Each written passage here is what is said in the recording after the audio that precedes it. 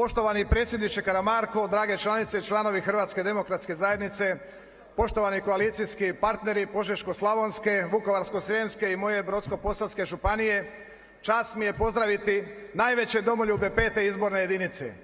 Dragi prijatelji, mislim da je važno spomenuti da se ovdje večeras u ovoj dvorani okupilo više od 2000 časnih, iskrenih i poštenih hrvatskih domoljuba koji čine najčvršću utvrdu Hrvatske demokratske zajednice, jer mi smo svojim radom dokazali da jesmo i da ćemo uvijek biti jedan od najjačih oslonaca cijele naše stranke.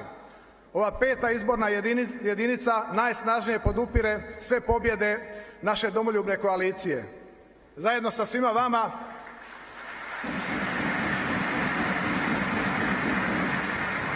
svima vama prošao sam brojne izbore i ostvarili smo velike pobjede. Samo u posljednje 3 godine pobijedili smo 2 puta na europskim izborima, na lokalnim izborima, na izborima za vijeće mjesnih odbora i na predsjedničkim izborima. Sve te pobjede iznijeli ste vi na svojim leđima. Zbog vašeg nesebičnog rada na terenu u vas sam stekao povjerenje i zbog vas pobjednika već sada mogu obećati za 2 tjedna, predsjedniče Karamarko, bit ćete 11. premijer Republike Hrvatske.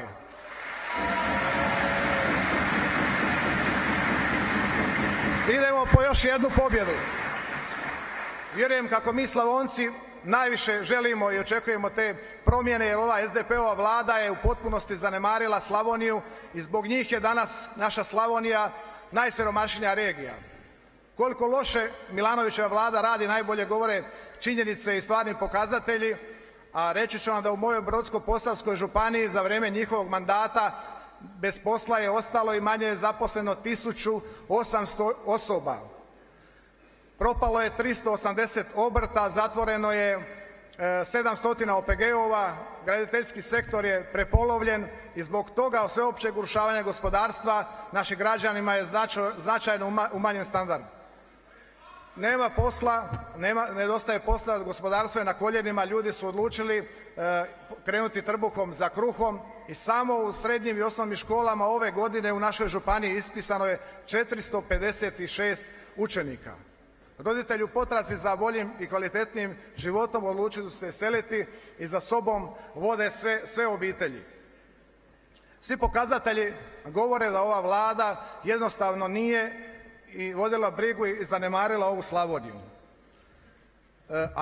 Ako pogledamo nacionalne podatke, vidjet ćemo da nije brinula niti o ostatku zemlje, jer svi gospodarski pokazatelji govore kako je ova vlada, kako Hrvatska ne raste, već nažalost Hrvatska zaostaje.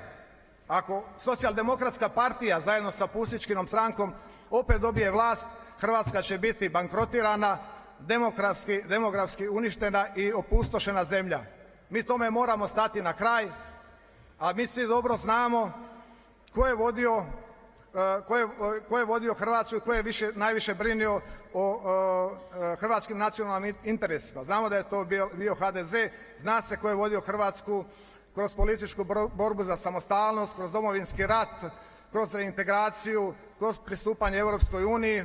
Zna se da smo to bili svi mi članovi ove najveće stožerne stranke hrvatskog naroda. Drage HDZ-ovke i HDZ-ovci, moram kazati da Hrvatska jednostavno ne smije imati čovjeka koji dođe u grad Slavonski Brod i naše sugrađane pozdravi sa drugovi i drugarice. To ne zaslužuje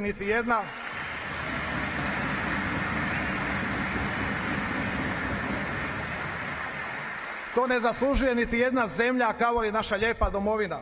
Svi vi ovdje ste pravi domoljubi i vaša odluka da se angažirate u ovim izborima je zapravo odluka o budućnosti Hrvatske. Zato vas pozivam, odlučimo o sudbini svoje domovine, zajedno za jaku Hrvatsku. Zna se. Hvala vam lijepo i živjeli.